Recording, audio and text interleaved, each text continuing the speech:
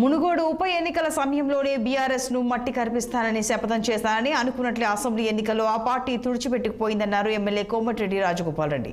సూర్యాపేట జిల్లా తిరుమలగిరిలో Congress party corner meeting నిర్వహించింది.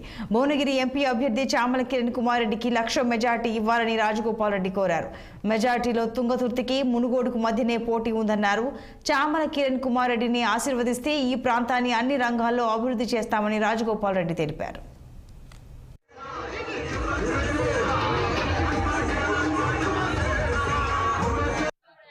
కేసీఆర్ గద్దెదింపులన్నా మా కాంగ్రెస్ పార్టీ ఎమ్మెల్యేలు తీసుకొని కేసీఆర్ తప్పు చేసిన 12 మందిని తీసుకొని ఆనాడే నిర్ణయం తీసుకున్నా.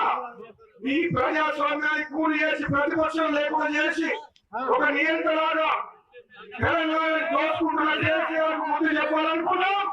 తెలంగాణ ప్రభుత్వం ముందు ప్రజలు కాంగ్రెస్ కు తెలంగాణ కాంగ్రెస్ పార్టీ ఓటేసి గెలిపించారు.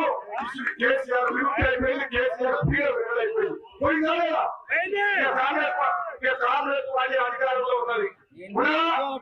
చెప్తున్నా సోదరులారా, మీ అందరికీ మాటిస్తున్నా, మీరు 100 స్థానాలకు 50,000 మెజారిటీ గెలిపించారు. గెలిపించారా? చెప్పలేరు.